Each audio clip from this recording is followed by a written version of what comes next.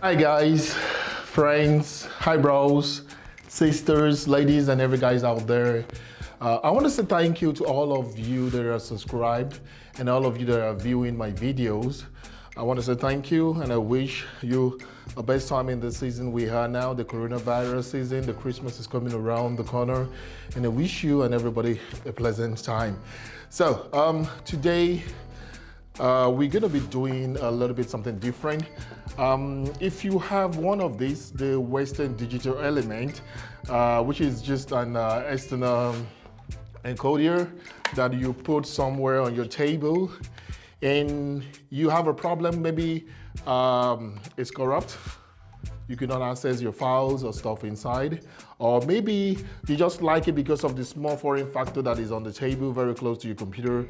It's now wasting too much space and you want to upgrade the hard drive. You want to get yourself a new hard drive, or the ones you have is filled up already and you want to upgrade to a new one, or you're trying to get yourself a new hard drive, maybe a bigger one. This is 2 terabyte. And what I have here also is 2 terabyte from Western Digital. The one inside here is filled up.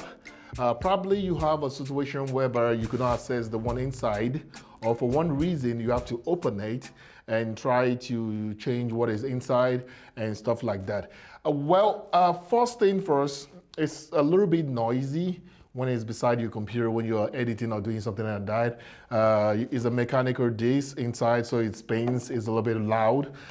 There's no fan inside, so I don't know why it's so that loud, but if you have one of them already, you cannot get rid of them or you like it. It comes with this long USB cable. It's nice and long, but it has a brick for the power pack because there's nothing inside for power, so everything is being done by this brick here and you connect it. So using power makes it reduce the pressure on your USB because there are some you can power with USB, and I think this is a very 3.5 hour drive, so when you have it there. So for instance, you want to change the one inside because it's filled up and you just don't want to back up to somewhere else. You just think, okay, I have some drive, or you want to upgrade to a bigger drive, or the one inside is broken or the enclosure is broken and you need to get it out. So in this instance, there are a lot of people putting stuff inside to get it out. I'm going to use it without a tool to open it up. And when we get inside, we'll use a screwdriver for any part that needs a screwdriver. So first thing I'm going to do first is to open it. When you get to this place, it's either you look for someone with a big hand like me, or you ask one of your girlfriend or your friend to hold it in one part and you hold it in one part. So the first thing you need to do is you hold this part of it, which is one single part, and the front side is one single part. You hold it and pull it, you pull it back with force. You see, when you pull it, and there with your chest, you can see it as actually open because there's a hook on this side here. You pull it and hold it in the front as soon as you can get. This way, you don't get to break or damage anything. You just pull it with your hand and you can hear the screws, you see? You pull it out just like that, you can see. So why I said you should pull it instead of putting stuff inside is there are some clips inside here. I'm not sure you can see it very well. These clips are the ones that hold it in the back. And down here, they have 2 slides, like a rails. Those rails are just there to guide it into the case. And so you have the bare bones, and this is what you have inside. There's actually nothing so much. What you see here is what that display, the LED in front. So when you were like copying or doing something, there's a light blinking in front of it. That is just what this does.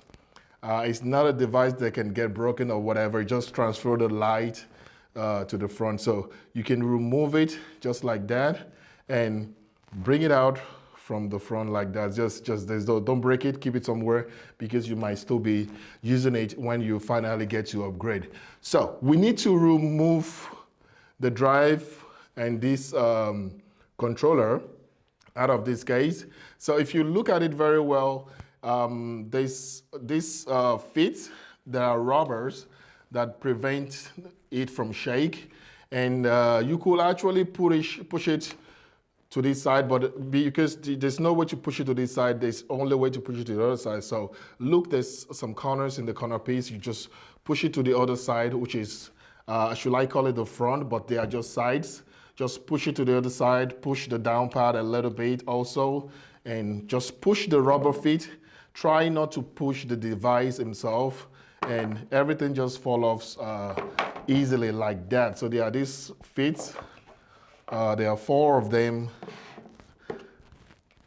there. So you have your drive, and you have the what do you call it? The drive. The controller. So the controller is screwed down.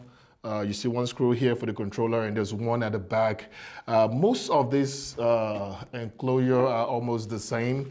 They are easy to push out the same way. And when you get inside, so this might be different inside. So basically, you remove the screws. I got one here and one at the back.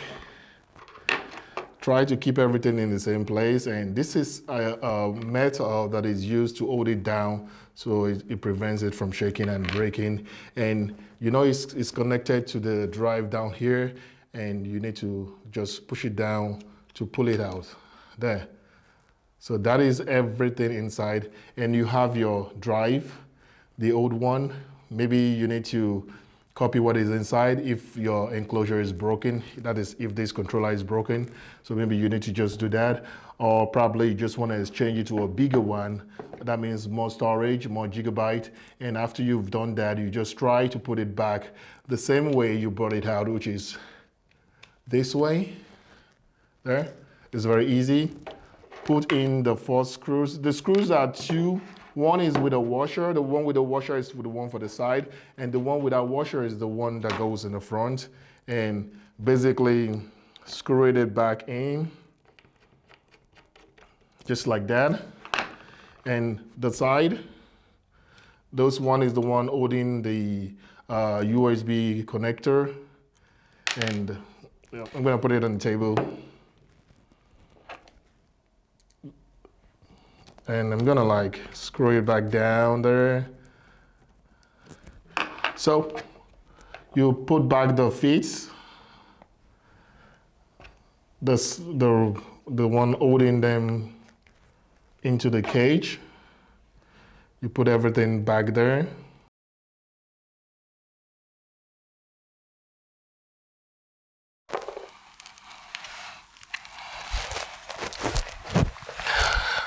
Okay guys, if you kind of find yourself lost being able to put the rubber grommet back to the respective places, I'm gonna give you a little bit tip. If you look at the corner of the 4 sides on top here, you will find yourself finding the rubber has these pins. These pins, and there's a little bit cotton in the rubber. It shows you where exactly the way the rubber will go, and so it's much easier for you to locate which and anywhere the rubbers are going in these respective places. So when you have the new one back inside, which I just did off camera now, and all you just need to do is to close it back, slide it to. Oh, I forgot to put this back. This needs to go back to its place, and it comes from the front here. Don't forget to put it back. And there.